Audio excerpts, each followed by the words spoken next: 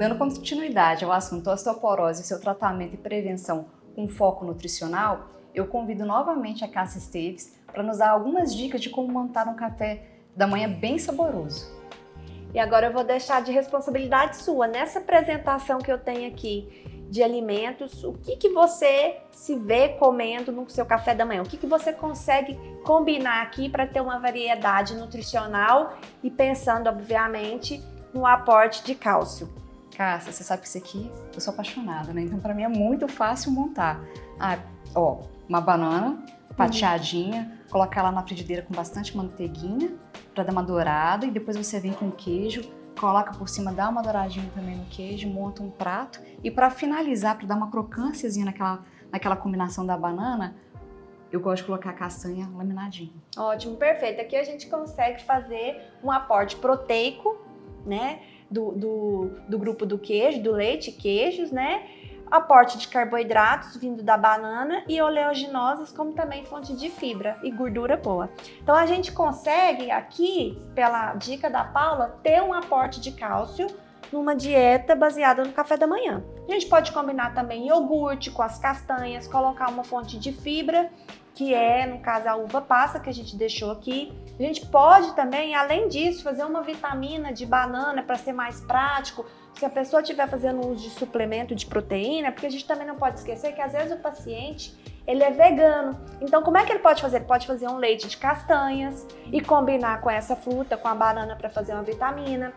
A diversidade aqui é como se a gente estivesse pensando na melhor forma dessa biodisponibilidade do cálcio. A gente não pode esquecer que a alimentação saudável entra também na situação de conseguir fazer a aquisição do alimento. Sim. Então aqui está uma oferta que todo mundo consegue achar em qualquer lugar.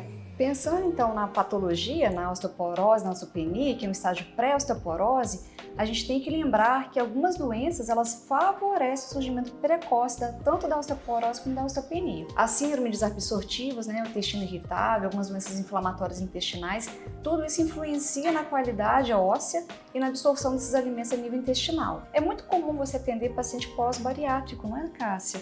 E como que você lida com esses pacientes que pós-bariátricos perderam peso rapidamente, mas que ainda não se adaptaram muito bem em termos de qualidade óssea, na absorção intestinal, já que grande parte do intestino às vezes é retirada, na suplementação alimentar desses nutrientes? Dependendo da técnica cirúrgica, a gente tem que saber qual que é a quantidade de suplementação de cálcio, porque o aporte só da alimentação não é suficiente.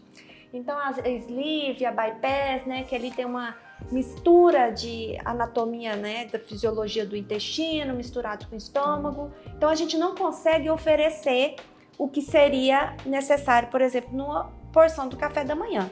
Então o que a gente faz? A gente trabalha ali a rotina do paciente para que ele tenha esse aporte, tanto alimentar quanto do cálcio, dos nutrientes, dos micronutrientes, porque às vezes o paciente já vem com histórico de desabsorção, que é potencializado na cirurgia, o paciente que já tinha dores, nas articulações, às vezes o paciente que já vinha pelo excesso de peso com uma deficiência de nutrientes. E aí o cálcio, ele é um dos suplementos que mais está presente e sendo de forma regular programada para que ele não tenha deficiência e, consequentemente, consiga atingir a sua necessidade diária. Evitando assim a osteopenia e mais tardiamente a osteoporose. Então a intenção dessa série é mostrar para vocês como a alimentação, como pequenas mudanças no dia a dia, elas são fundamentais para que a gente consiga direcionar o processo de envelhecimento com uma melhor qualidade, principalmente quando a gente pensa no envelhecimento da matriz óssea, que é algo que é mais lento de formação, também é um pouquinho mais lento a perda dessa massa óssea, mas uma hora que ela começa a acontecer, ela é mais difícil de desacelerar. Então a gente precisa ter toda uma mudança comportamental, toda uma mudança no pensamento de como se alimentar, como se preparar para fazer boas e saudáveis alimentações no nosso dia a dia. Então é mais ou menos isso que a gente quer apresentar aqui, não é isso, Cássia? Mostrar que a praticidade, o básico, ele funciona. Então, eu não tenho leite hoje, mas eu tenho iogurte. Não necessariamente tem que ser essa composição no café da manhã, mas que esse grupo esteja no grupo da fruta, por exemplo, a banana que a gente está sugerindo aqui, seja parte da sua refeição, que ela seja feita de forma equilibrada, porque a prevenção, ela é como se fosse uma educação nutricional quando você começa a fazer esse olhar para a doença. Então, a osteoporose, ela começa com a prevenção, a idade faz toda a diferença, os fatores genéticos. Então, o meio, né, a alimentação, ela depende exclusivamente da gente.